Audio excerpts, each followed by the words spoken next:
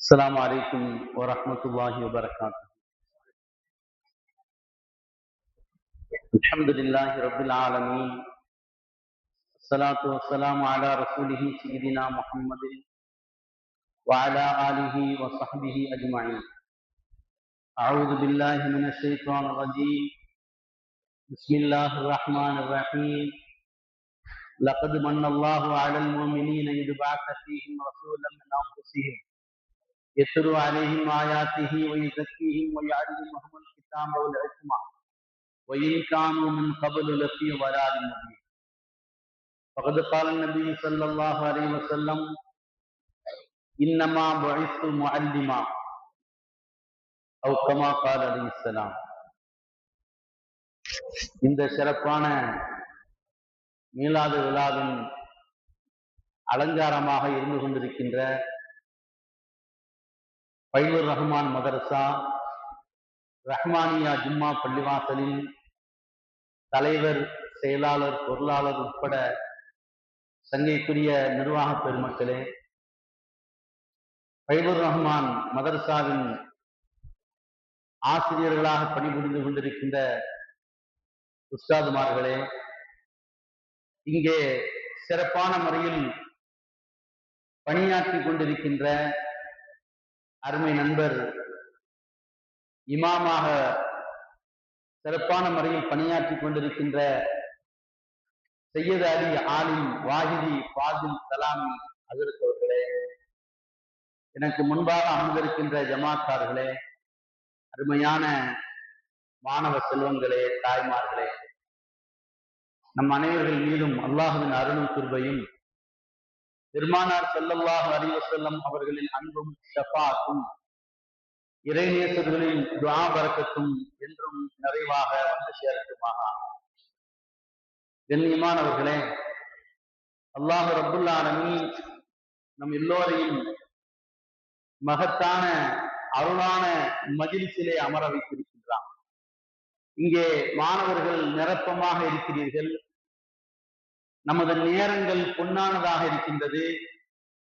அதிலேயும் குறிப்பாக நீங்கள் குர்ஆனை மனனம் செய்து கொண்டிருக்கக்கூடியவர்கள், மனனம் செய்வதை தற்காலிகமாக வேறு ஒரு நேரத்திலே ஆக்கிக் கொண்டு இந்த நேரத்திலே நபி அவர்களை பேசப்பட்டு அதை கேட்கின்ற ஒரு சூழ்நிலையில் இருந்திருக்கிறீர்கள். எனவே எல்லோரும், மாணவர்களும் மற்றவர்களும், ஆண்களும் பெண்களும் இந்த நேரத்தை கவனமான பயன்படுத்தி அதிலே நாம் பெற வேண்டிய கல்விகளை, விஷயங்களை பெற்று நம்முடைய வாழ்நாளிலே கடைபிடிக்கின்ற உயர்ந்த தௌஃபீக்கினை அல்லாஹ் தந்தல் புரிவானார். கண்ணியமானவர்களே, பெருமானார் ஸல்லல்லாஹு அலைஹி வஸல்லம் அவர்கள் போர்ப்படை தளபதியாக எப்படி இருந்தார்கள் என்ற தலைப்பிலே பேசும்படி நான் பணிக்கப்பட்டிருக்கின்றேன். முதலிலே நாம் ஒரு விஷயத்தை தெரிந்து கொள்ள வேண்டும். உலகத்திலே போர், அதன் வெற்றி பெற்றவர்கள் எப்படியெல்லாம் இருக்கிறார்கள் என்பதை விட பெருமானார் ஸல்லல்லாஹு அலைஹி வஸல்லம் அவர்களுடைய நோக்கம் எதுவாக இருந்தது, போரினுடைய நோக்கமும் எதுவாக இருந்தது, அதிலே வெற்றி அடைந்து விட்டால் அந்த நேரத்திலே நபி அவர்கள் எப்படி நடந்து கொண்டார்கள், போரிலே இருக்கின்ற பொழுது நபி அவர்கள் எப்படியெல்லாம் நடந்து கொண்டார்கள் என்பதைத்தான் உங்களுக்கு நான் கோடிட்டு காமிக்க நான் ஆசைப்படுகின்றேன். அதற்கு முன்பாக உலகத்திலே யுத்தங்கள் எப்படி நடைபெற்றிருக்கின்றது, அதிலே வெற்றி பெற்றவர்கள் எப்படியெல்லாம் நடந்து கொண்டார்கள், அதிலே உள்ள நஷ்டங்கள் என்னென்ன என்பதை நாம் முதலிலே யோசித்து பார்த்தால் பெருமானார் ஸல்லல்லாஹு அலைஹி வஸல்லம் அவர்களுடைய அந்த போர், அதனுடைய நோக்கம் அது தெளிவாகவே தெரியும். நாம் நினைத்து பார்க்க வேண்டும். முதலாம் உலகப் போர் என்று எப்பொழுது நடந்தது என்றால், முதலாம் உலகப் போர், இரண்டாம் உலகப் போர் நடந்தது. உலகத்தினுடைய பல நாடுகள் இதிலே பங்கெடுத்துக் கொண்டார்கள். முதலாக முதலாம் உலகப் போர் என்பது 1914 14 நடைபெற்றது. 1900 வருஷத்துக்கு முன்னாடி, 110 வருஷத்துக்கு முன்னாடி. அப்ப அந்த நாடுகள் எப்படி பிரிந்து கொண்டன நேச நாடுகள் என்று பிரிட்டன், பிரான்ஸ், ரஷ்யா அவங்களோடு சேர்ந்து அமெரிக்கா இருந்துச்சு. இவர்கள் எல்லாம் ஒரு அணியிலே இருந்தார்கள். அவர்களுக்கு எதிராக எந்த நாடுலாம் இருந்துச்சுன்னா ஜெர்மன் இருந்துச்சு, அது மாதிரி பல்கேரியா, ஹங்கேரியா, ஆஸ்திரேலியா, இது மாதிரி நாடுகள் எல்லாம் இருந்தது. இந்த நாடுகள் ஒன்றுக்கொன்று சண்டையிட்டுக் கொண்டன.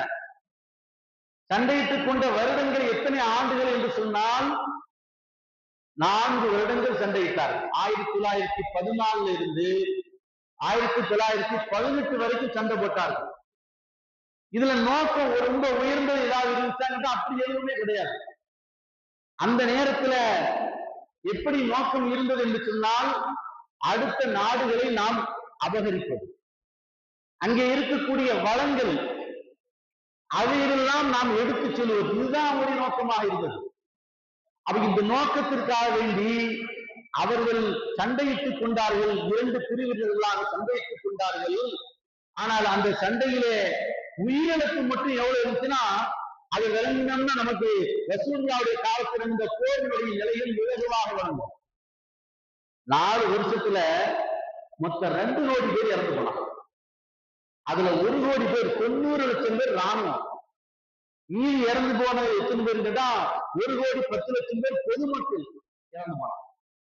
அப்ப உயிர் சேதமே இவ்வளவு ஏற்படுச்சு. இது போக பொருள் சேதம், பொருளாதார நெருக்கடி, இதுல எல்லாம் கிடந்து ரொம்ப கடந்து முடிச்சாங்க. அதுக்கடுத்து 2ஆம் உலகப் போர் நடந்தது. 1ஆம் உலகப் போர் தான் 2வது உலகப் போருக்கு காரணமாக இருந்தது. போர் தோன்றியாச்சுன்னா அடுத்தடுத்து தொடரா வந்துகிட்டே தான் இருக்கு. போர் அவருடைய நோக்கம் அடிப்படையிலே போர் என்பது நிறைவுற்று ஒருபோதும் நிறைவுறாது. 2ஆம் உலகப் போர் எந்த வருடம் நடைபெற்றது என்று சொன்னால் 1939. 39 துவங்கி 1945 வரைக்கும் நடைபெற்றது. எத்தனை வருஷம்? 6 வருஷம். 6 வருஷம் நடந்துச்சு. இந்த 6 வருஷத்துல இதே நாடுகள் இருந்தாங்க, நேச நாடுகள் என்று பிரிட்டன், பிரான்ஸ், அது போன்று இவர்களோடு அமெரிக்கா சேர்ந்திருந்தது. சோவியத் ரஷ்யா என்று அது பேர் மாற்றமாகி அது இருந்தது. இப்படி நாடுகள் இருந்தது. எதிரில் இன்னொரு நாடுகள் இருந்தது, ஜெர்மன் இருந்துச்சு. ஜெர்மன் அது போன்று அவர்களோடு பிற நாடுகள் எல்லாம் அவர்களோடு கலந்து கொண்டார்கள். இவங்களோட இத்தாலியா, ஜப்பான், இத்தாலி நாடு, ஜப்பான் இதெல்லாம் சேர்ந்துட்டாங்க. 6 வருஷம் நடந்துச்சு. சரி, இதுல என்ன உயிரிழப்புகள் எவ்வளவு நடந்துச்சு என்று பார்த்தால் சுமார் 8.5 கோடி வரைக்கும் உயிரிழப்பு நடந்துச்சு.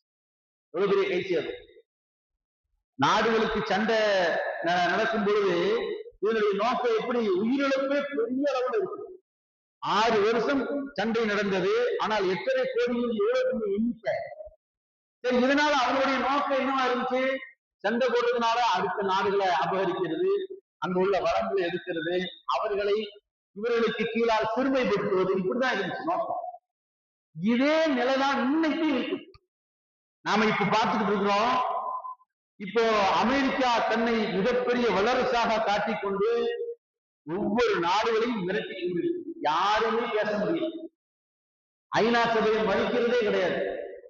அவர்களுடைய தீர்மானத்தை மதிப்பதே கிடையாது. அவர்கள் எதை சொன்னாலும் அவங்களுக்கு கட்டுப்படுறதே கிடையாது. இந்த வருஷம் ஜனவரி 26, இது 2026 ஜனவரி 26 திடீர்னு ராத்திரியோடு ராத்திரியா வெனிசுலா அதிபரை கைது பண்ணாங்க. அவருடைய மனைவியை கைது பண்ணி அப்படியே அவர்களை எடுத்துக்கொண்டார். அமெரிக்க அதிபர் அறிவிப்பு செஞ்சாரு, இந்த நாட்டை நாங்கள் கைப்பற்றி விட்டோம். அதுக்கடுத்து சொன்னாரு, பக்கத்தில் இருக்கக்கூடிய கியூபா இருக்கிறது, அந்த நாட்டை எங்களுடைய துணை மாநிலமாக, சின்ன மாநிலமாக நாங்கள் அறிவிக்கிறோம். இதெல்லாம் எதனால நடக்கிறது என்று சொன்னால், இந்த நாடுகளிலே இருக்கக்கூடிய வளங்களை கைப்பற்றுவது. இந்த நாடுகள் வெனிசுலா இருக்கிற இந்த நாட்டுல இந்த உலகத்திற்கு தேவையான பெட்ரோல் இருக்கு பாருங்க, அது 19% கிடைக்குது. உலகத்துக்கு தேவையான பெட்ரோல் நம்ம நாட்டுக்கு ஒரு நாளைக்கு எவ்வளவு பெட்ரோல் தேவைப்படுது? டீசலு, எல்பிஜி இருக்குல்ல, அதெல்லாம் விட்டுருங்க. பெட்ரோல் மட்டும் எவ்வளவு தேவைப்படுது அப்படின்னு சொன்னா 50 முதல் 60 வரைக்கும் கோடி, 50 கோடி முதல் 60 கோடி லிட்டர் தேவைப்படும் ஒரு நாளைக்கு மட்டும். டீசல்லாம் கிடையாது, பெட்ரோல் மட்டும் 60 கோடி வரைக்கும் ஒரு நாளைக்கு தேவைப்படுது, 60 கோடி லிட்டர். அப்படின்னா ஒவ்வொரு நாட்டுக்கும் எவ்வளவு தேவைப்படும்? உலகத்தில் ஒரு நாடுகளுக்கு அதுல 19% வெனிசுலா கிடைக்கும். அதே போன்று அடுத்தடுத்த நாடுகளை நாம் பார்த்தோம் என்று சொன்னால் ஈரான் மீது அவன் ஆதிக்கம் செலுத்தலாம். அமெரிக்கா, இஸ்ரேலியர்கள் ஏன் ஈரான் மீது போர் தொடுக்கிறார்கள் என்றால் அங்கே 13% பெட்ரோல் வருது அந்த நாட்டு. சுருக்கமா எழுதுறாங்க, இந்த உலகத்திற்கு தேவையான அந்த எண்ணெயில் பெட்ரோல்ல 55% அவங்க நாட்டுக்கு வருது. அப்ப அதனால்தான் அவைகளை குறிவைத்துக் கொண்டு அவர்கள் அழிந்து கொண்டிருக்கிறார்கள் என்பதை நாம் பார்த்துக் கொண்டிருக்கின்றோம். அப்ப அதற்காக வேண்டி தங்களுடைய ராணுவ சக்தியை எல்லாம் பயன்படுத்தி அவரிடத்தில் இருக்கக்கூடிய குண்டுகளை எல்லாம் அவர்கள் பயன்படுத்தி அதை செயல்பாட்டில் கொண்டு வந்து அந்தந்த நாடுகளை அழித்துக் கொண்டே இருக்கிறார்கள். இன்றைக்கும் அமெரிக்கால இருந்து ஜப்பான் போறவங்க சொல்றாங்க, ரயில் பிரயாணம் செய்யும் பொழுது ஜப்பான் ஒரு இடத்துல குண்டு போட்டான், அணு குண்டு போட்டான் அமெரிக்காக்கார. அப்படி போட்ட நேரத்தில் இருந்த அந்த தாக்கம் இன்றைக்கு வரைக்கும் இருக்கலாம். அந்த பகுதியில பிறக்கக்கூடிய குழந்தைகளுக்கெல்லாம் ஏதாவது கால் ஊனமா பிறக்கும் அல்லது கை ஏதாவது ஊனமா பிறக்கும். அந்த மக்கள் எப்படி இருக்கிறாங்கன்னா ரொம்ப பணிவானவங்களா ஆயிட்டாங்க, யாருக்கும் சண்டை போடுறதுக்கு தயார் இல்லை ஜப்பான்ல உள்ளவங்க. நாம என்ன செஞ்சுக்கலாம், நம்மளுடைய பொருளாதார முன்னேற்றத்துல தயாரிப்புகள் நம்ம அதிக கவனம் செலுத்துவோம் என்பதற்காக வேண்டி அதிலேயே கவனம் செலுத்துறாங்க. அப்ப அந்த அளவுக்கு அவர்களுடைய மனோநிலை மாறிவிட்டது. அப்ப இப்படி மனிதர்களை சிறுமைப்படுத்துவதுதான் இவர்களுடைய நோக்கமாக இருக்கு. இதுதான் நாம விளங்க வேண்டிய செய்தி. அப்ப இன்றைக்கு யுத்தங்கள் இப்படி நடக்குது. இதை நாம விளங்கிட்டோம்னா ரசூலுல்லாவுடைய காலத்தை நாம் விளங்குவதற்கு மிக இலகுவாக இருக்கும். ரசூலுல்லா யுத்தம் செய்தார்கள் என்றால் முதலில் அது நிர்பந்தமாக அந்த யுத்தம் தோன்றியது. முதலா பத்ர் யுத்தம், உஹது இதெல்லாம் நடைபெற்றது என்று சொன்னால் முஸ்லிம்களா போய் அடிக்க போகலாம், எதிரிகள் தான் இவர்களை இதோடு இதாக நாம் அழித்து விட வேண்டும் என்ற எண்ணத்திலே வந்தார்கள். அவர்களிடத்திலிருந்து தற்காத்துக் கொள்வதற்காகத்தான் யுத்தம் என்பது பெருமானார் அவர்கள் கலந்து கொண்டார். அப்ப ரசூலுல்லாவுடைய யுத்த நோக்கம் எப்படி இருந்துச்சுன்னு சொன்னா அதிகார அரசியல் இதுவெல்லாம் நோக்கமாக இருக்கவில்லை. பெருமானார் ஸல்லல்லாஹு அலைஹி வஸல்லம் அவர்கள் மனித நேயத்தை நிலைநிறுத்துவது, மனித தன்மையை நிலைநிறுத்துவது, அதே போன்று இந்த உலகத்திலே நிம்மதியை நிலைநிறுத்துவது, இதுதான் பெருமானாருடைய அடிப்படையாக இருந்தது. இப்படி பெருமானாருடைய இந்த அடிப்படையிலேயே ரசூலுல்லாவுடைய காலத்திலேயே எத்தனை தலைவர்களை உருவாக்கினார்கள் என்றால் வரலாறு கிதாபுகள் இருக்குது. இப்னு ஹிஷாம், இப்னு சாது, தபகாத் இப்னு சாது இருக்குது. இந்த கிதாபுகளை சொல்லுவாங்க, அவர்கள் சொல்வார்கள் ரசூலுல்லாஹ் 47 தலைவர்களை உருவாக்கினார்கள். அவங்க மிக தகுதியானவங்க. தபகாத் இப்னு சாது சொல்வாரு 47 தலைவர்களை ரசூலுல்லாஹ் உருவாக்கினார்கள். பெருமானார் ஸல்லல்லாஹு அலைஹி வஸல்லத்தினுடைய காலத்துல நாம அதிக செய்திகளை எடுத்துக் கொள்வதற்கு தகுந்தாற்போல் இந்த காலங்கள் மதீனாவுடைய காலம் தான். மதீனாவுல ரசூலுல்லாஹ் எத்தனை வருஷம் வாழ்ந்தாங்க? 10 வருஷம் வாழ்ந்தாங்க. எத்தனை வருஷம்? 10 வருஷம் வாழ்ந்தாங்க. அந்த 10 வருஷத்துல இந்த உலகத்திற்கு முன்னேற்றத்திற்கு எதுவெல்லாம் காரணமோ அவைகள் அத்தனையும் ரசூலுல்லாஹ் அவை மக்களுக்கு கற்றுக் கொடுத்து அவரிடத்திலே உருவாக்கி அதிலே ஜெயித்து ரசூலுல்லாஹ் இந்த உலகத்திற்கு வரைந்தார்கள். ரசூலுல்லாஹ்வுடைய காலத்துல எத்தனை யுத்தம் ரசூலுல்லாஹ் காலத்துல நடந்துச்சு. யுத்தத்திற்கு ரசூலுல்லாஹ் நேரடியாக கலந்தார்கள் என்றால் அதற்கு பேர் ரசூலத்தின் பேர் சொல்லுவாங்க. ரசூலுல்லாஹ் கலக்கல்ல சஹாபாக்களை அனுப்பி வச்சாங்க அப்படின்னா அதுக்கு பேர் சரியான்னு சொல்லுவாங்க. அது ரசூல் ஸல்லல்லாஹு அலைஹி வஸல்லத்துடைய காலத்துல நடந்த மொத்தம் இந்த 10 வருஷத்துல நடந்த யுத்தம் என்று சொன்னால் 27 யுத்தம் வரைக்கும் சொல்றாங்க. 19 என்று சொல்கிறார்கள், அதிகபட்சமா 27 வச்சுக்கணும். நாம நினைக்கிற மாதிரி இல்ல. யுத்தம் அப்படின்னா இப்ப இவங்க சண்டை பிடிக்கிறாங்களே நம்ம ஊர்ல, நம்ம நாட்டுல, உலகத்துல சண்டை, அது மாதிரிதான் இல்ல. ஒரு 20 பேர் சேர்ந்து போவாங்க. யாரோ ஒரு 20 பேர் சேர்ந்து இந்த எதிரி எல்லாம் வந்திருக்கிறாங்க, அவங்களை போய் நம்ம தாக்கிட்டு வருவோம், அவங்களை எதிர்கொண்டுட்டு வருவோம்னு போவாங்க. போனதுக்கு பின்னாடி அந்த அந்த எதிரிகள் யாரையுமே காண சொன்னோன்னு திரும்ப வந்துடுவாங்க. இதையும் ஒரு யுத்தமாக எழுதுவார்கள். யுத்தம் இன்னொன்னு பெரிய அளவில் அந்த 1,00,000 பேர், 50 லட்சம் பேர், 20 லட்சம் இருப்பாங்க. அது இல்லை, இதையும் யுத்தமாக எடுத்திருக்கிறார்கள் ரசூலுல்லாஹ்வுடைய காலத்திலே. இப்படி 27 யுத்தத்துல நபி அவர்கள் நேரடியாக கலந்து கொண்டது என்பது 9 என்று சொல்கிறார். ஹிஜ்ரி முதலாவது வருடம் இருக்கிற ரசூலுல்லாஹ் அங்கே இருக்கக்கூடிய சிறிய சிறிய குழுக்களோடு ஒப்பந்தம் செய்து கொண்டார்கள் மதீனாவில். ரசூலுல்லாஹ் மதீனாவுக்கு போகும்போது அங்கே பனு நலீர் இருந்தார்கள், பனு குறைவாக்கள் இருந்தார்கள், பனு கைனுகா என்ற கூட்டத்தில் இருந்தார்கள், அவுஸ் ஹஸ்ரத் இந்த பிரிவினர்கள் தான் இருந்தாங்க. இவங்களோடு சில ஒப்பந்தங்கள், நல்லுறவை பேணி ஒப்பந்தங்கள் போட்டாங்க. அதே மாதிரி முதல் வருடம் கிபிலா என்பது மாறியது. முதல்ல முஸ்லிம்கள் எதை பார்த்து சொல்லுவாங்க? பைத்துல் முகத்தஸை பார்த்து சொல்லுவாங்க. நாம இது எங்க பார்த்து சொல்லுறோம்? காபாவை பார்த்து சொல்லுவோம்.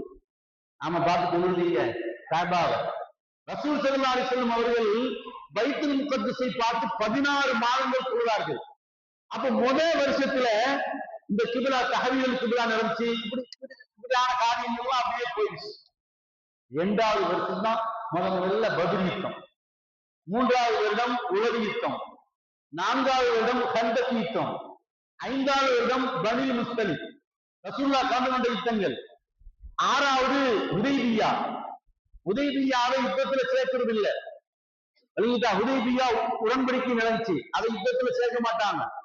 ஆனா அதை சேர்க்க வேண்டும் என்றும் சொல்லுவார்கள். ஏன்னு கேட்டா அது குறித்து அல்லாஹ் தஆலா இன்னா ஃபதஹனா லக ஃபத்ஹம் முபீனா சொல்றான். அதனாலதான் ஹதீஸுடைய துறை இதெல்லாம் பார்க்கும் பொழுது யுத்தத்தை வரிசைப்படுத்தும் பொழுது ஹுதைபியாவை சேர்த்து தான் சொல்லுவாங்க வரிசையா. அதுபோல் ரசூல் ஸல்லல்லாஹு அலைஹி வஸல்லம் அவர்கள் அதுக்கு அடுத்தபடியாக 7வது வருடம் ஹைபர் 5வது யுத்தம் ரசூலுல்லாஹ் யுத்தம் கணக்கில் எடுத்துக்கிட்டான். அதுபோன்று பத்தது மக்கா 8வது வருடம், அதுக்கடுத்து தாயிஃப், அதுக்கப்புறம் ஹுனைன் யுத்தம். இந்த ஹுனைன் யுத்தத்தோட மொத்தம் 9 ஆயிடுச்சு. ஆனா வரலாற்று ஆசிரியர்கள் அதுக்கடுத்து தபூக்குன்னு ஒண்ணு நடந்துச்சு, அதையும் யுத்தத்துல சேர்க்குவாங்க. அது யுத்தம் செய்யப்படவில்லை, பெரிய அளவுல போய் சண்டைலாம் பிடிக்கல. ஆனால் ஆக இப்படி கிட்டத்தட்ட சேர்த்தோம்னா 11 வரும். 9 யுத்தம் என்று இருந்தாலும் இந்த யுத்தங்களில 27 யுத்தத்தில மொத்தம் இறந்து போனவங்க எத்தனை பேர் என்று நாம் பார்த்தோம் என்றால் மிக சொற்பமானவர்களே இறந்திருக்கிறார்கள். 27 யுத்தம் நடந்திருக்குது 10 வருஷத்துல. அதுல மொத்தம் இறந்து போறது 1018 பேர் தான் இறந்துருக்காங்க. அப்ப இதுல இருந்து நமக்கு தெரியுது ரசூலுல்லாஹ்வுடைய நோக்கம் என்னதில்லை, அவ்வளவு பெரிய கொல்றது அழிக்கிறது எல்லாம் கிடையாது. ரசூலுல்லாஹ்வுடைய நோக்கம் அதுவாக இருக்கவில்லை, நம்மளை தற்காத்துக்கிறது தான் பெருமானாருடைய நோக்கமாக இருந்தது. அதுல முஸ்லிம்கள் எத்தனை பேர் என்று சொன்னால் 259 பேர். 2, 5, 9 259. அதுல காபிர்களுடைய பகுதிகளிலே 759 பேர் இறந்து போனாங்க. 2ஐயும் கூட்டினா 1018. அப்ப இது முதல் நாம் விளங்கிக் கொள்ள வேண்டும். பெருமானாருடைய இப்ப நான் சொன்ன பாருங்க, முதலாம் யுத்தம், 2ஆம் யுத்தம், இப்ப செஞ்சிருக்காங்க பாருங்க ஈரானோட பலஸ்தீனோட, இதையெல்லாம் நீங்க உங்களுடைய மனக்கண் முன் கொண்டு வந்துட்டு இது ரசூலுல்லாஹ்வுடைய யுத்தத்தோட இந்த நிகழ்வுகளை நீங்கள் பார்த்தால் உங்களுக்கு மிக நன்றாக விளங்கும். பெருமானார் ஸல்லல்லாஹு அலைஹி வஸல்லம் காலத்துல நடந்த யுத்தங்களில் அது மிக கம்மியானதா இருந்துச்சு. ரசூலுல்லாஹ்வுடைய நோக்கம் எப்படி இருந்துச்சு? யுத்தத்துல இதாயத்து தான் நோக்கமா இருந்துச்சு. ரசூல் ஸல்லல்லாஹு அலைஹி வஸல்லம் அவர்கள் கைபருக்கு அலிரலியல்லாஹு தளபதியா அனுப்புனாங்க, அவங்க தலைமையில அனுப்புனாங்க. கைபர் யுத்தம் அவங்களை ஒரு அணிக்கு தளபதியா அனுப்புனாங்க. அனுப்பும்போது என்ன சொல்லி அனுப்புனாங்க? வல்லாஹி லா யஹ்தியல்லாஹு பிக ரஜுலம் வாஹிதன் கைருன் லக மின் யகுன் ஹம்ருன் நிஅமி.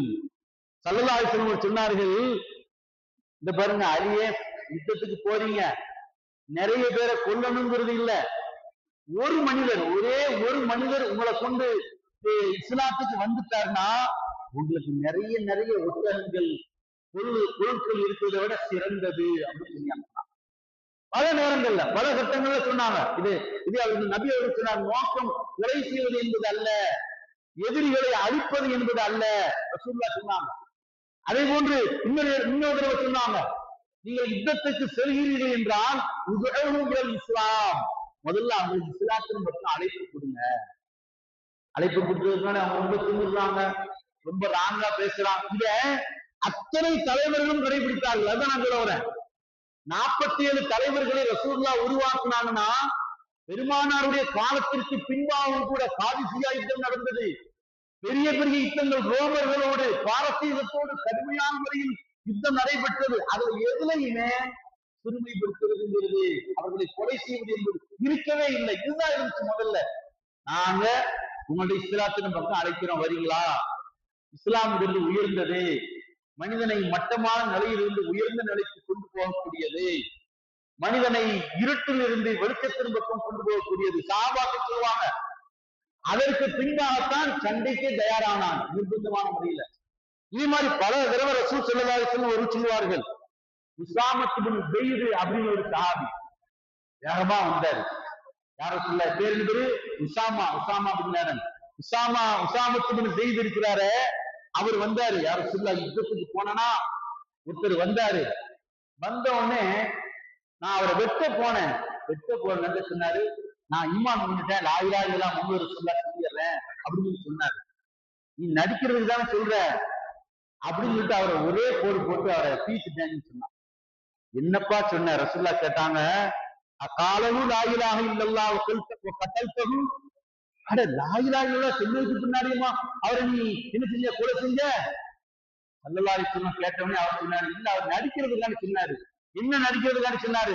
அல்லாஹ் சத்தத்தை அன் கல்விஹி, அவருடைய உள்ளத்தை பிறந்தா நீ பார்த்த, அப்படி பார்க்கல, உனக்கு எப்படி தெரியும்? அவர் இன்னும் நோக்கத்தில் நடிக்கிறதுக்காண்டி சொன்னாரு, உனக்கு எப்படி தெரியும்? நீயா அவரை கொன்னப்பா அப்படின்னு ரசூலுல்லாஹ் வருத்தப்பட்டாங்க. அப்ப அதனுடைய நோக்கம் என்ன? பெருமானார் ஸல்லல்லாஹு அலைஹி வஸல்லம் அவர்கள் அவருடைய நோக்கம் எதிரிகளை அழிப்பது என்பது அல்ல.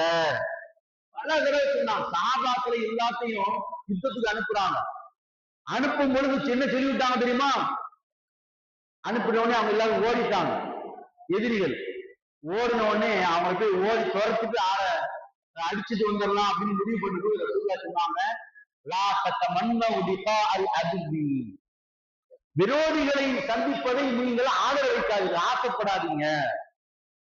சலுல்லாஹ அல் ஆஃபியா, அல்லாஹ்விடத்திலே நீங்கள் எதை கேளுங்கள். ஆஃபியத்துனா என்னது? ஆஃபியத்துனா ஆரோக்கியம் சொல்லுவோம். இப்படி ஒரு அர்த்தம் வச்சுக்கலாம். ஆஃபியத் என்றால் நமக்கு கஷ்டம் இல்லாத நிலை அப்படின்னு வச்சுக்கலாம். ஆஃபியத்துனா என்னது? கஷ்டம் இல்லாத நிலை. அப்படின்னா எல்லா இடத்துக்கும் இந்த அர்த்தம் பொருத்தமா இருக்கும். கபர் ஜியாரத்துக்கு போறான், ரசூலுல்லாஹ் சொல்லிருந்தாங்க, அஸ்ஸலாமு அலைக்கும் யா தாரகுல் முஃமினீன் சொல்லிட்டு அதுல ஒன்று சொல்லுவோம், நஸ்அலுல்லாஹு லனா வலக்கும் அல் ஆஃபியா. ஆஃபியா அப்படிங்கிறதுக்கு ஆரோக்கியம் அப்படின்னு அர்த்தம் சொன்னோம்னா எந்த கபர்ஸ்தானம் நம்ம கடந்து போனாலும் சொல்லணும். அந்த அருவாகு நம்மளை பார்த்துக்கிட்டே இருக்கும். உங்க ஊர்ல போறீங்க, கபர்ஸ்தானம் கடந்து போறீங்க, போகும்போது நாம அஸ்ஸலாமு அலைக்கும் யா தாரகுல் முஃமினீன் குறைந்தபட்சமா இப்படியாவது சொன்னோம். அப்ப அவர்களுக்கு சிரமம் இல்லாமல் ஆக்குவது, யாரெல்லாம் எங்களுக்கும் சிரமம் இல்லாத நிலைத்தான் கபர்ல கிடக்கிறவங்களுக்கும் சிரமம் இல்லாத நிலை. அப்ப ரசூலுல்லாஹ் சொன்னாங்க, சிரமம் இல்லாத நிலையை அல்லா இடத்துல கேளுங்க. எதிரிகளை நீங்கள் சந்திக்க வேண்டும் என்று நீங்கள் ஆசைப்படாதீர்கள். அப்ப ரசூல் ஸல்லல்லாஹு அலைஹி வஸல்லம் நோக்கம் ஒருபோதும் இப்படி இருக்கவில்லை. எதிரிகளை அழிப்பது, அத்தனை பேரையும் நாம் துவம்சம் செய்வது என்பது பெருமானாருடைய நோக்கமாக இருக்கவில்லை. அப்ப எதுவாக இருந்தது? எல்லாரையும் நிம்மதியாக இருக்கிறது. நான் சொன்ன மாதிரி பெருமானார் ஸல்லல்லாஹு அலைஹி வஸல்லம் அவர்கள் கலந்து கொண்ட யுத்தம் அப்படின்னு நம்ம பார்த்தோம்னா ரசூலுல்லாஹ்வுடைய நேரடியாக கலந்து கொண்ட யுத்தம் மட்டும் நம்ம இப்ப பார்க்கணும். இப்ப நான் உங்களுக்கு நான் சொல்ல விரும்புகிற செய்தி என்ன என்று சொன்னால், ஸல்லல்லாஹு அலைஹி வஸல்லம் அவர்கள் சண்டை இப்படி போட்டாங்க, பத்ர் யுத்தத்துல திரும்பி இருந்தாங்க, இதெல்லாம் நம்ம ரமலான்ல நிறைய கேட்கிறோம்.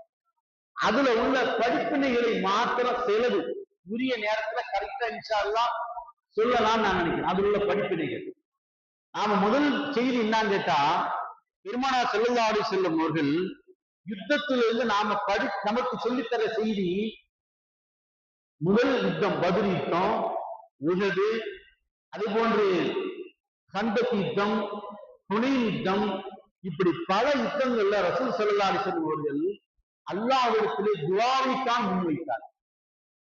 எந்த காரியமான சரி நம்ம என்ன செய்யக்கூடாது, நம்ம பலத்தை மட்டும் நம்பக்கூடாது. நம்ம பலத்தை மட்டும் நம்பக்கூடாது. குர்ஆன் ஓதுவீங்க, நான் திறமையான ஆளு, என்னால எதுனாலும் முடியும், அப்படி இல்ல. அல்லாஹ் இடத்துல பணிந்து நாம கேட்கணும், யா அல்லாஹ் நான் குர்ஆனை சீக்கிரம் மனனம் செய்யணும், அந்த குர்ஆனுடைய மனனத்தை கொண்டு எனக்கு பயனாக இருக்க வேண்டும், இந்த சமூகத்திற்கு பயனாக இருக்க வேண்டும் அப்படின்னு நாம துஆ கேட்டுட்டே இருந்தோம். அல்லாஹ் நமக்கு நாம நினைத்ததை விட சிறப்பாக்கி தருவார். பெருமான் ஸல்லல்லாஹு அலைஹி வஸல்லம் அவர்கள் பத்ர் யுத்தத்துல கேட்டாங்க, யா ஹய்யு யா கய்யூம் பிரஹ்மத்திக அஸ்தகீஸ். இப்போ ஹஜ்ஜிக்கு போறவங்க, உம்ராக்கு போறவங்க அந்த இடத்துக்குலாம் சாதாரணமா போக முடியும். ரசூலுல்லாஹ் துஆ கேட்டாங்க பாத்தீங்களா, டென்ட்ல இருந்து அந்த இடத்துல மஸ்ஜித் அரீஸ் பேர்ல அவங்க அழகா வழியாக. உம்ராக்கு போறவங்க எல்லாத்தையும் அந்த வழியால மக்காவில இருந்து போகும்போது அந்த வழியால கூட்டிட்டு போறாங்க. அதுக்கு பக்கத்துல தான் உஹது ஷுஹதாக்களுடைய மக்பராக்கள்லாம் இருக்குது. அப்ப நாம அங்கெல்லாம் போய் பார்க்க முடியும். இந்த டென்ட்ல ரொம்ப நேரம் துஆ கேட்டாங்க. எப்படி கேட்டாங்க, அல்லாஹும்ம அன்ஜிஸ்னி மா வஅத்தனி, அல்லாஹ் நீ எனக்கு வாக்களிச்சியே அந்த வாக்களிச்ச அந்த வெற்றியை உடனடியாக தரமாட்டியா என்று பல வார்த்தைகளை சொல்லி கேட்டாங்க. இந்த சமூக மக்கள் இவர்கள் இருக்கிறார்களே, இவர்கள் எல்லோரும் மறந்துட்டு விட்டார்கள் என்றால் உன்னை வணங்குவதற்கு இந்த பூமியிலே ஆள் இல்லை யா அல்லாஹ் என்றெல்லாம் கேட்டுட்டே இருந்தான். இதே மாதிரி துஆவை ரசூல் ஸல்லல்லாஹு அலைஹி வஸல்லம் அவர்கள் உலகிலேயும் கேட்டார்கள். சந்தக்குன்னு என்னது, குழி தோன்றது. சந்தக் யுத்தத்திலையும் கேட்டாங்க. அவர்கள் கேட்டார்கள், அல்லாஹும்ம மஸ்துர் அவ்ராத்தினா வாமின் ரவாத்தினா, அல்லாஹும்ம முன்சில் கிதாப் சரீஉல் ஹிசாப் என்று சந்தக்ல கேட்டாங்க. புனையினுடைய யுத்தத்துல கேட்டாங்க. அது ஒரு தனி செய்தி, ரொம்ப நேரம் அது ஆயிடும். இப்படி பெருமானார் ஸல்லல்லாஹு அலைஹி வஸல்லம் அவர்கள் யுத்தத்தில் எல்லா யுத்தத்திலையுமே துஆவை கொண்டுதான் உறுதியான நம்பிக்கை வச்சிருந்தாங்க. நாம அந்த நம்பிக்கை வரணுங்கிறது நான் முதல்ல அதை சொல்றேன். துஆங்கிறது ரசூலுல்லாஹ் சொன்னாங்க, சிலாஹுல் மூமின் அத்துஆ, மூமினுடைய ஆயுதம் துஆ தான். எதனால் சாதிச்சிடலாம். உங்களுக்கு என்ன தேவையோ அதை நீங்க மன உருகி கேட்டு பாருங்க அல்லாஹ் இடத்துல, நிச்சயமாக நீங்கள் அதை பெறாமல் இருக்கவே மாட்டீங்க. ஒவ்வொரு ஆள்கிட்டையும் நீங்க கேட்டு பாருங்க, நான் இன்னென்ன துஆவை நான் அல்லாஹ் இடத்துல நான் மன உருகி கேட்டேன், அல்லாஹ் இது போன்று தந்தான் எல்லாரும் வருத்தப்படுத்துவான். ரசூல் ஸல்லல்லாஹு அலைஹி வஸல்லம் பத்ர்ல எப்படி துஆ கேட்டாங்க, வெற்றி உறுதி அல்லாஹ் சொல்லிட்டான். பத்ர்ல வெற்றி உறுதி, ரொம்ப உறுதியாக சொல்லிவிட்டான். சொல்லிட்டாலும் அல்லாஹ் தான் வெற்றி சொல்லிட்டான், மாட்டு பேசாம ஒரு இடத்துல படுத்துக்கிடுவான் அப்படின்னு ரசூலுல்லாஹ் படுக்கல. எந்த அளவுக்கு வெற்றி தெரியுமா, அதுக்கு ஒரு நிகழ்ச்சி நான் சொல்லி காமிக்கிறேன். ஒரு நாள் சஅத் இப்னு முஆத் என்று ஒரு சஹாபி, மதீனாவுடைய தலைவர்கள் ஒரு ஆள் சஅத் இப்னு முஆத். புகாரில கஸ்வத்துடைய பாடத்துல பக்கத்துல அதுதான் சொல்லுவாங்க. கிதாபு மகாஜியுடைய பாடத்துல பக்கத்துல 2ஆம் பாகத்துல அவர் வந்தாரு. சஅத் இப்னு முஆத் அபூஜஹலோட ஒரு வகையான பழக்கம், உமையத் இப்னு ஹலஃபோட ஒரு வகையான பழக்கம். அவனை பார்க்க வந்தாரு. பார்க்க வந்துட்டு முடிக்கும் பொழுது அவர் சொன்னாரு, காபத்துல்லாவை பார்த்து ரொம்ப நாள் ஆச்சப்பா, நான் ஒரு தவாப் செஞ்சுட்டு போலாமா அப்படின்னு கேட்டார் உமையா சொன்னா, அங்க எல்லாரும் அபூஜஹல் எல்லாரும் உட்கார்ந்து இருப்பாங்க, போனா எனக்கு சரி வராத, இல்ல போகணும், நீ எனக்கு கொஞ்சம் ஹெல்ப் பண்ண. அப்படியா, சரி போலாம் வாங்கன்னு போறாங்க. அப்படி பிறப்பிட்டு போகும் பொழுது இடையில அபூஜஹல் வந்துட்டான். அபூஜஹல் வந்தோன்னு கேட்டா, நீ இன்னும் இங்க ஏரியாவில் நீ இன்னும் இங்க வந்திருக்கிற, நம்ம பகுதியில வேறு சிந்தனை உடைய ஆர்எஸ்காரன் ஒருத்தன் ஏரியாவுக்கு நாம போனோம்னா என்ன எப்படி பார்ப்போம், அது மாதிரி பார்க்கலாம். பேசுனா இவங்களுக்கு ரொம்ப வருத்தம் சஅத் இப்னு முஆதுக்கு. ஏன்னா இவன் நண்பன் உமையா, அவன் பேசுற பேச்சு கூட கேட்டுட்டு பதில் ஒண்ணுமே சொல்லல. இல்ல அல்லாஹ் விடு அப்படியா சொல்லணும்ல, அப்படி எதுவுமே சொல்லவே இல்லை, கம்முன்னு உட்கார்ந்துருக்கான். அப்படி உட்கார்ந்தவனே கொஞ்ச நேரத்துல கடந்து போயிட்டான். போனதுக்கு பின்னாடி சஅத் ரலியல்லாஹு ஒரு ரகசியத்தை வெளியிட்டார். ஏய் தெரியுமா, எங்கள் தலைவர் முஹம்மது ரசூலுல்லாஹ் சொல்லியிருக்கிறாங்க, எங்களுடைய சொன்னாங்க, ஒரு நாள் ஒரு யுத்தம் வரப்போகுது சமீபத்துல, அந்த யுத்தத்துல இந்த இடத்துல உமையா செத்து கிடப்பான், ரவுண்ட் பண்ணி காமிச்சாங்க. இந்த இடத்துல அபூஜஹல் செத்து கிடப்பான், இந்த இடத்துல இவன் உத்துபா செத்து கிடப்பான் அப்படின்னு காமிச்சிருக்காங்க. தெரியுமா, பாரு ஒரு நாளைக்கு பாரு, யுத்தம் வரப்போது, நீங்க எல்லாரும் வந்து மாட்டின்னு முழுக்கிதான் போறீங்க பாரு. சொன்ன உடனே அவனுக்கு அப்படியே நெஞ்செல்லாம் அப்படியே பதறிச்சு, நெஞ்செல்லாம். அவன் கேட்டான், அவக்கது கால முகம்மது தாலிக்க, முன்மதி இப்படி சொன்னாரா? திரும்ப திரும்ப கேட்டான், முன்மதி இப்படி சொன்னாரா? ஆமா சொன்னார்கள், இண்டு பண்ணி காமிச்சாங்க அப்படின்னு சொன்ன உடனே அவன் சொன்னான், அம்மா வல்லாஹி வெயின் கால முகம்மது தாலிக்க, முகம்மது இதை சொல்லியிருந்தாரு என்று சொன்னால், லா அஃபுருஜ் அபதா, சத்தியமாக நான் சொல்கின்றேன், நான் ஒருபோதும் யுத்தம் செய்வதற்கு நான் வரவே மாட்டேன், மக்காவுக்கு வெளியே போகவே மாட்டேன்னு சொன்னான். எவ்வளவு நம்பிக்கை பார்த்தீங்களா? அதுதான் நம்ம வழங்கணும். எதுல நம்பிக்கை? ரசூலுல்லாஹ்வுடைய சொல் மீது. முழுமும் சொல்லிட்டாருன்னா நடந்துரும் நம்பிக்கை. நம்ம எப்படி இருக்கோம்? ரசூலுல்லாஹ்வுடைய சொல் மீது நமக்கு நம்பிக்கை எப்படி இருக்குது? நாம பலவீனமா இருக்கோம். ரசூலுல்லாஹ்வுடைய சொல்லுடைய நம்பிக்கை, இந்த காரியத்தை செய்யுங்க, இது கிடைக்கும், இந்த திக்ர ஓடுங்க, உங்களுக்கு செல்வம் பெருகும், உங்களுக்கு பிரச்சனை தீரும், முசீபத்து நீங்கும், ரசூலுல்லாஹ் சொல்றாங்க. ஆனா நமக்கு அந்த மாதிரி அவன மாதிரி காஃபிர் மாதிரி நம்பிக்கை இல்லை. நான் ஏற்கனவே இங்க முன்னாடி ஒரு தடவை சொல்லியிருக்கிறேன், யூதர்கள் நிச்சயமா ரசூலுல்லாஹ் சொன்னாங்க, கருகது மரமா, கருகது அப்படிங்கிற மரம் இருக்கு பாருங்க, இந்த மரம் மட்டும் பின்னாடி உள்ள காலத்துல யூதர்களை காட்டி கொடுக்கலாம்னு சொன்னாங்க ரசூலுல்லாஹ். இன்னைக்கு இஸ்ரேல் பூராவுமே அந்த மரத்தை வளர்த்து வச்சிருந்தான். எதனால வளர்த்து வச்சிருந்தான்? நம்பிக்கை ரசூலுல்லாஹ் பேர்ல.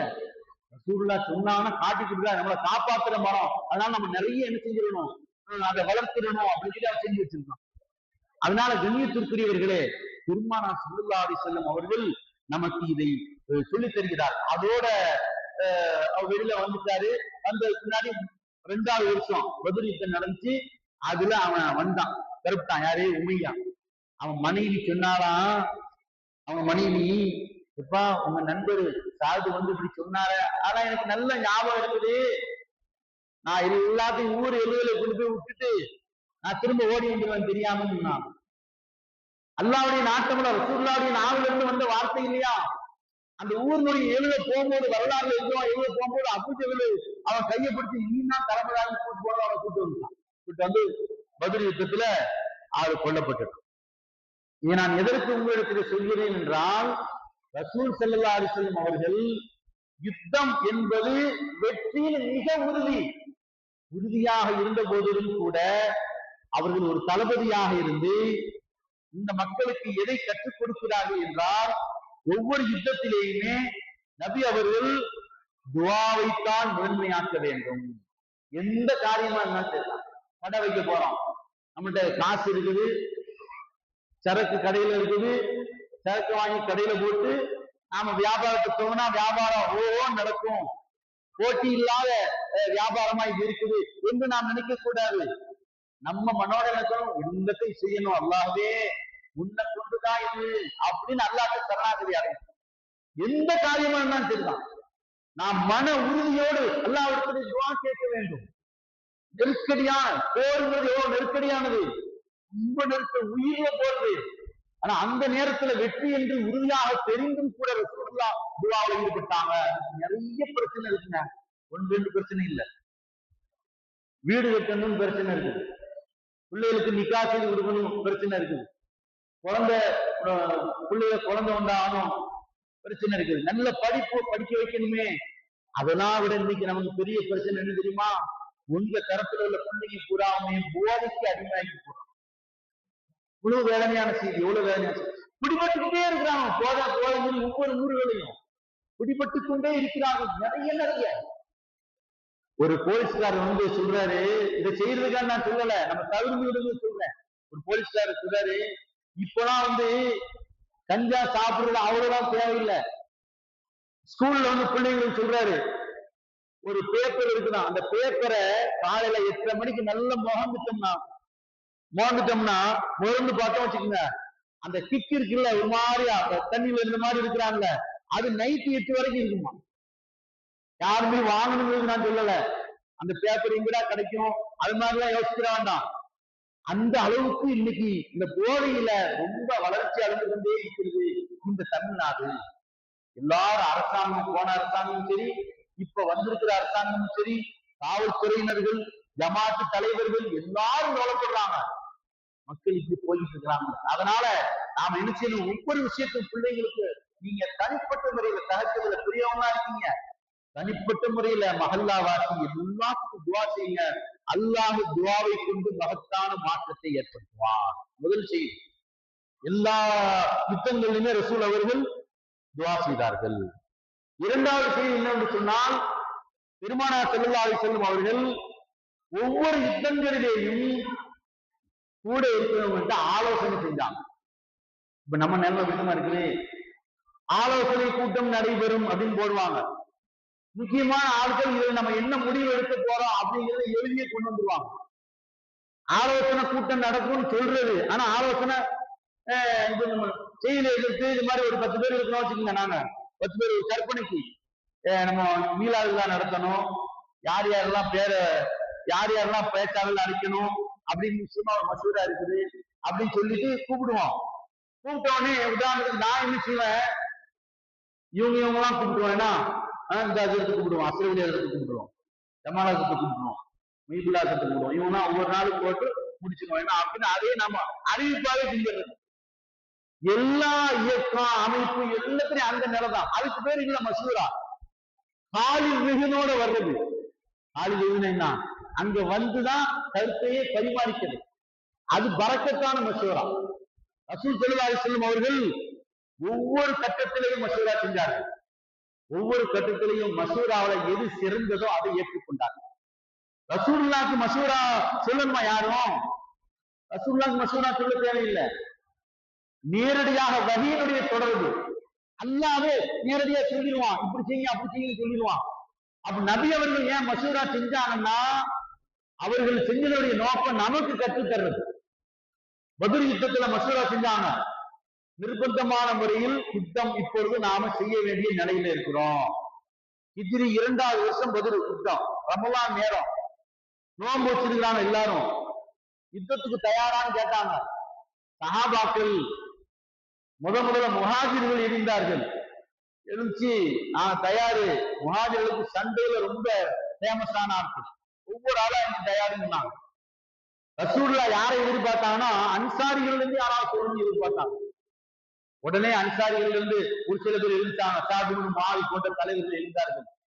எங்களுடைய கருத்தையா நீங்க யோசிச்சுட்டு இருக்கீங்க?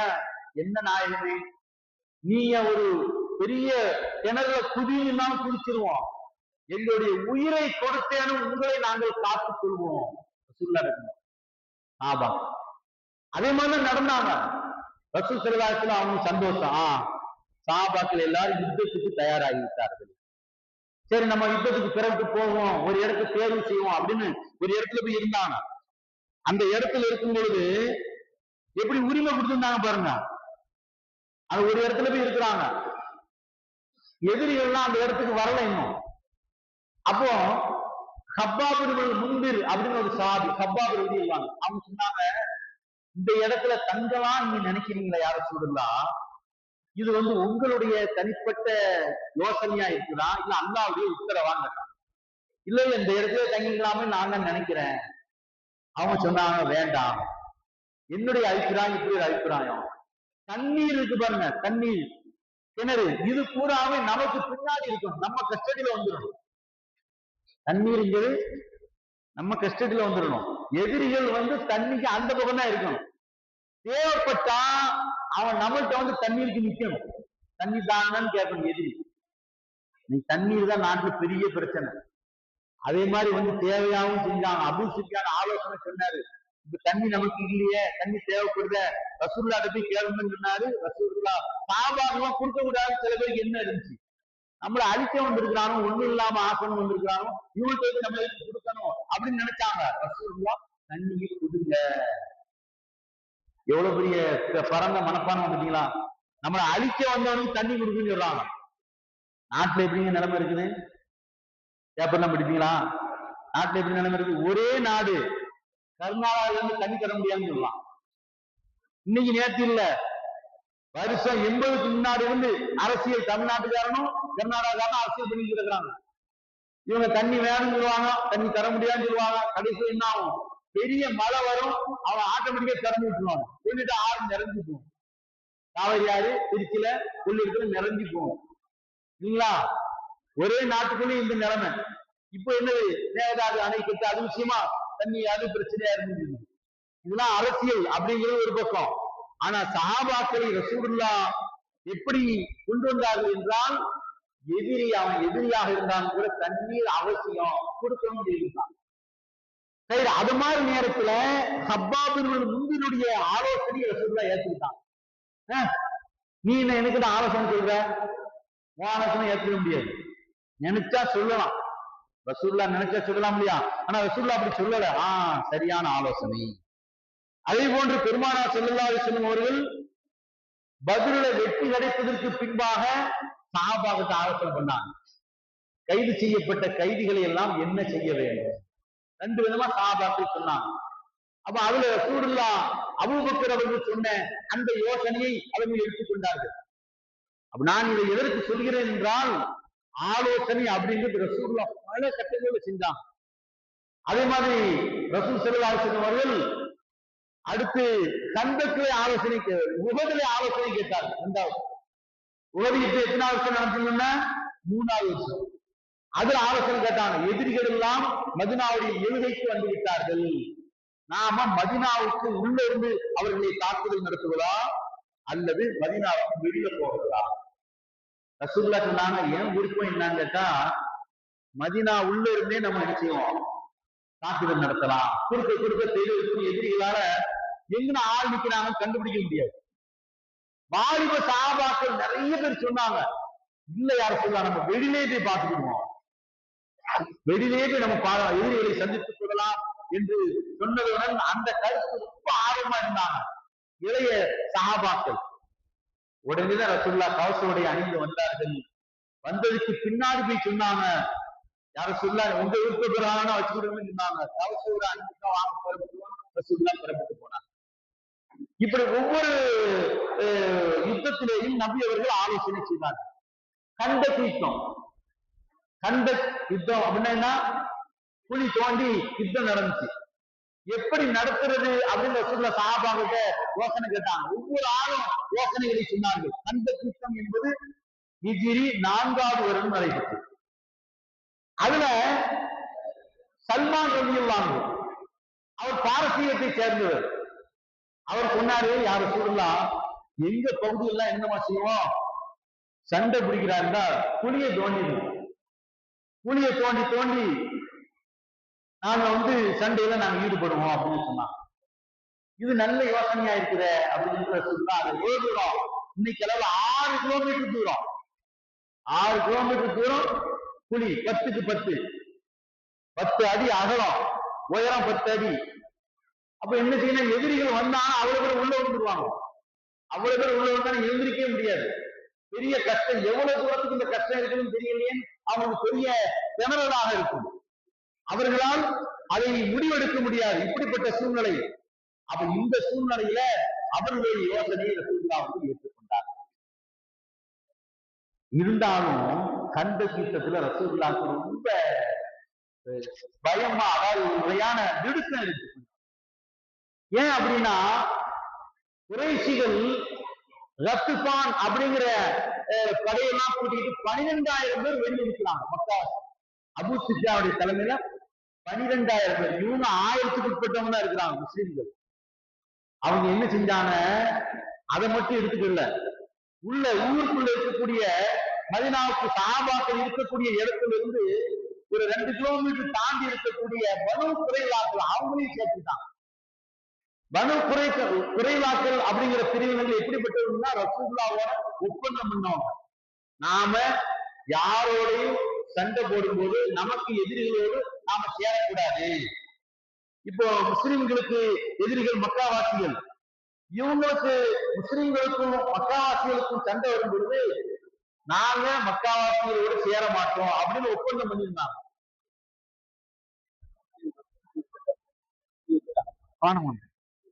இல்ல வேணாம். தண்ணி என்ன தண்ணி என்ன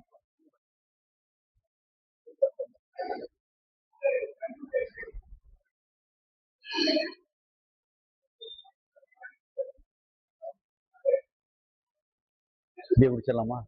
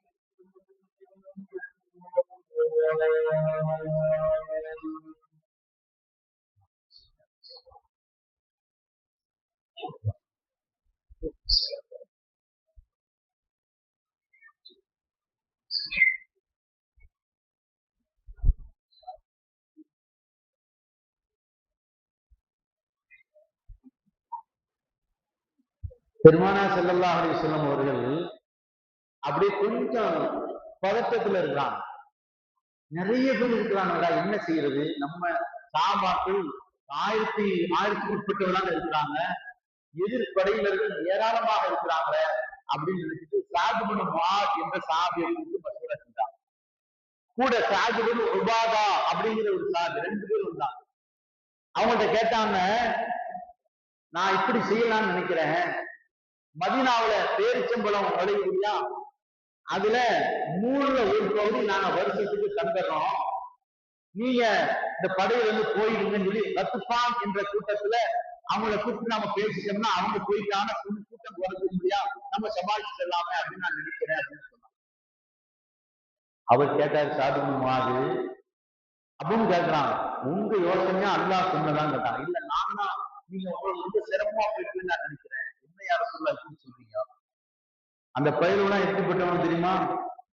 நாம விருந்து கொடுத்தாதான் பேரிச்சம்பழமே செஞ்சு முடியும், அல்லது எங்கள்கிட்ட வேலை செஞ்சு கூலியா பேரிச்சம்பழத்தை பெற முடியும். இவங்கள்ட்ட போய் இப்படி மொத்தத்துல 3ல் 1 கொடுக்கணும் தெரியல, போட்டு பார்த்தரலாம் யாரும். அதெல்லாம் நீங்க ஒன்றும் கவலைப்படாதீங்க, நாம ஜெயிச்சிருவோம், நம்மள அவங்களால ஒண்ணும் பண்ண முடியாது, பார்த்துக்கிடுவோம் அப்படின்னு சொல்லி அவர்கள் ஆர்வம் இருக்கிறார். ஆரம்பத்தில் சொன்ன பார்த்தீங்களா, அதுக்கு பின்னாடிதான் ரசூலுல்லாஹ் அல்லாஹ் முஸ்லிம் அவுராத்தினா வாங்க ரோவாத்தினா சரி ஓடலாம். இப்படிப்பட்ட இந்த சூழ்நிலையில அந்த கூட்டத்துல ரத்துபான் அப்படிங்கிற கூட்டத்திலிருந்து முஹைமின் மசூத் ஒருத்தர் வந்தார். அவர் இரவோடு இரவாக அடுத்த நாள் சண்டை நடக்கணும், நாள் அவர் வந்தாரு. அவர் சொன்னாரு, நான் உங்களை ஏற்றுக்கொள்கின்றேன், அஷஹது அல்லா இலாஹ இல்லல்லாஹ் வ அஷ்ஹது அன்ன ரசூலுல்லாஹ். நான் இப்ப என்ன செய்யணும்னு நீங்க நினைக்கிறீங்க, எனக்கு சொல்லுங்க. ரசூலுல்லாஹ் கொஞ்சம் சோர்வாடு சொன்னாங்க, நீ ஒரு ஆளு, உன்னால என்ன செய்யுது அப்படின்னு சொல்லி சொன்னாங்க. அல் ஹர்பு ஃபதாக்கும், போருங்கிறதே ஒரு தந்திரம் அப்படின்னு சொன்னாங்க. அதை கேட்டுட்டு இவர் நடந்து போகும்போது இவருக்கு ஒரு சிந்தனை வந்துச்சு. 2 பேர்த்தையும் இவர் நல்ல பேரு, பனி குறைவா இருக்காங்கல்ல அவங்கள்ட்டையும் நல்ல பேரு, மக்காவாசிகள்ட்டையும் நல்ல பேரு. அப்ப நம்ம செய்வோங்க, நேர பனு குறைவாக போனார். அவங்கள்ட்ட போய் சொன்னாரு, என்ன பத்தி நீங்க என்ன நினைக்கிறீங்க அப்படின்னு கேட்டார். நீங்க ரொம்ப நல்ல ஆளு, எங்க மீது நல்லதை நாடக்கூடியவர் அப்படித்தானே. நான் உங்கள்கிட்ட ஒரு செய்தி ஒன்று சொல்றேன். நான் அவங்களை போய் சந்திச்சேன், மக்காவாசிகளை போய் சந்திச்சேன். அவங்க எப்படி பேசிக்கிறாங்கன்னா, முகமதுடைய கூட்டத்தார்கள் ஒரு சமயம் வெற்றி பெற மாதிரி இருந்துச்சுன்னா பனு குறைவால மாட்டிட்டு நம்ம ஓடிடுவோம், வீடு பின்னாடியே ஓடிடுவோம்னு பேசிட்டாங்க. அப்படியா பேசிட்டாங்க. அதனால ஒரு யோசனை சொல்றேன் கேள்வி. நீங்க இங்கிருந்து பிறப்பு அந்த படையின் இடத்துல போய் சொல்லுங்க மக்காவாசிகிட்ட, உங்களில் 10 பேர் 15 முக்கியமான தலைவர்களை அபயமாக எங்களுக்கு தர வேண்டும். நீங்க தந்தீங்கன்னா நம்ம எல்லாருமா சேர்ந்து அந்த முஸ்லிம்களை முடிச்சிடலாம் அப்படின்னு நீங்க சொல்லுங்க. ஆனா நீங்க சொன்னாலும் அவங்க தரமாட்டாங்க. என்கிட்ட அவங்க உங்களை மாற்றி விட்டு போறதுக்கு வந்திருக்காங்க. அங்கிருந்து நேரம் இருந்தா மறுபடியும் பெரிய சம்பவம்.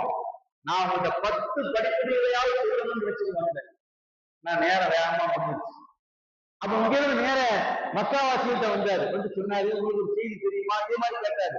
என்ன பத்தி என்ன நினைக்கிறீங்க, நான் சொல்றது நல்லது கருத்து நல்ல கருத்தானா அப்படின்னு கேட்டாரு. கேட்டு முடிச்சுட்டு சொன்னாரு, ஒண்ணும் இல்ல, அவங்க என்ன நினைப்புல இருக்கிறாங்க தெரியுமா, உங்களை மாட்டி விட்டு அவங்களோட சேர்ந்துடலாம்னு நினைக்கிறாங்க. எப்படி நினைக்கிறாங்க, அவங்க ரொம்ப பயந்து போய் இருக்கிறாங்க முஸ்லிம்கள் நினைச்சு. அதனால நம்ம ஒரு வேலை செய்யும், மக்காவாசியில சில பேர் முக்கியமான ஆளை போய் வாங்கிட்டு அபயமா தாங்கன்னு வாங்கிட்டு அவ்வளவு பேரு அவருக்கு அப்படிங்கிற முடிவில் இருக்காங்கன்னு சொன்னார். சொன்ன உடனே இவங்க எல்லாத்துக்கும் கலக்கம் வந்துருச்சு. மக்காவாசியில் வந்ததுனால அவங்களுக்கும் பயம் வந்துருச்சு. இந்த பக்கம் இருக்கக்கூடிய பனி குறையில அவங்களுக்கும் பயம் வந்துருச்சு. அவங்க சொன்ன மாதிரியே என்ன செஞ்சாங்கன்னா பனு குறையிலாக்கு வந்தாங்க. நாங்க உங்களோட சேர்ந்து சண்டை பிடிக்கணும்னா உங்களிலே பெரிய பெரிய தலைவர்களில் சில பேர் எங்கிட்ட நீங்க ஒப்படைக்கணும், அப்படின்னா நாங்க சண்டை பிடிப்போம், தயாராகணும்னு சொன்னாங்க. அதெல்லாம் முடியாதுன்னு நீங்க சொல்லிட்டாங்க. சொன்ன உடனே 2 பேருக்குமே பயம் வந்துருச்சு. அதே மாதிரி அப்படிப்பட்ட நேரத்தில் இரவு நேரத்தில் அல்லாஹ் தஆலா மிகப்பெரிய புயலை கொடுத்தான். அந்த புயலினுடைய காரணத்தினால் அபூ சுஃபியான் பார்த்தாரு, இப்படி ஒரு சூழ்நிலை, புயல் ஒரு பக்கம், நான் மக்காவுக்கு பிறகு யாரெல்லாம் வரீங்க முன்னாடி வாங்க சொன்னாரு. அடுத்த நாள் ரசூலுல்லாஹ் போய் அந்த இடத்தை பார்க்கின்ற பொழுது அந்த மைதானம் காலியாக இருந்தது. இப்படி பல நேரங்களிலே ரசூலுல்லாஹ் மசூரா செஞ்சான். பல நேரங்கள் அடுத்தடுத்து உள்ள பல நேரங்களில் ரசூலுல்லாஹ் ஆலோசனை இது மட்டும் நான் சொல்லிக்கிறேன். அப்ப அப்படி யோசனை செய்தனுடைய விளைவாக நல்ல விளைவுகள் உண்டானது. நல்ல விளைவுகள் உண்டானது. எப்படி நேரம்? சரி. அதனால நாம என்ன செய்ய வேண்டும் என்று சொன்னால், எந்த காரியமாக இருந்தாலும் சரிதான், நாம ஆலோசனை இல்லாமல் ஒருபோதும் நாம ஒரு காரியத்தை முடிவெடுக்கவே கூடாது. இப்படி நிறைய படிப்பினைகள் மற்ற மக்கள் எல்லாம் நிறைய செய்திகள் இருக்கிறது. நண்பர்களே, அதையெல்லாம் நீங்க படிங்க, வரலாற்று புத்தகத்துல படித்து அவைகளெல்லாம் நாம் தெரிந்து கொள்ள வேண்டும். அதை நம்முடைய வாழ்நாளிலே கடைபிடிக்க வேண்டும். ஒவ்வொரு அல்லாஹ் ரப்பல் ஆலமீன் அப்படிப்பட்ட அந்த சூழ்நிலையை நமக்கு உருவாக்கி தருவானாக. பெருமானார் ஸல்லல்லாஹு அலைஹி வஸல்லம் அவர்கள் யுத்தங்களின் மூலமாக நமக்கு எந்த செய்திகளை கற்றுத் தந்தார்களோ அதையெல்லாம் தெரிந்து பெருமானார் ஸல்லல்லாஹு அலைஹி வஸல்லம் அவர்கள் எப்படி இந்த உலகத்திலே வெற்றி பெற்ற மாமனிதராக அவர்கள் வாழ்ந்து மறைந்தார்களோ அப்படிப்பட்ட உயர்ந்த நிலைகளை அல்லாஹ் ஞாபகம் புரிவானாக. வாழ்வு காலமெல்லாம் பரிபூர்ண ஆசிரியரோடு வாழ்வது ஒப்பாத்தா இந்த நேரத்திலே கலிமத்து தௌஹீதை முடிந்தவர்களாக நிறைவான ஈமானோடு வர்ணித்த உயர்ந்த பாக்கியத்தை அல்லாஹ் எல்லோருக்கும் தந்து புரிவானாக. கண்ணியமான முறையிலே இங்கே அழைத்து பேசுவதற்கு வாய்ப்பளித்த இந்த ஜமாத்தார்கள், நிர்வாக பெருமக்கள், குறிப்பாக அருமை நண்பர் செய்தியாளர் அவர்கள் அத்தனை பேருக்கும் உளமார்ந்த நன்றியினை நான் கூறிக்கொள்கின்றேன். அல்லாஹ் ரப்பல் ஆலமீன் உங்களுக்கு நிறைவான கூலிகளை வழங்குவானாக என்ற துஆவோடு இருக்கின்றேன். வாஹிரு தஅவானா அல்ஹம்துலில்லாஹி ரப்பில் ஆலமீன்.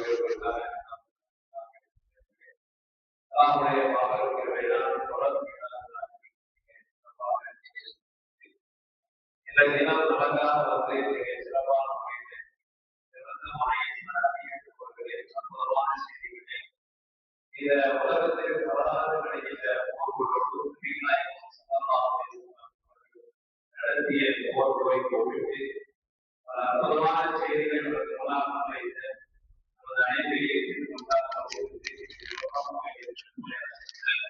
எங்களுடைய பாதுகாப்புக்குரிய சகோதரர்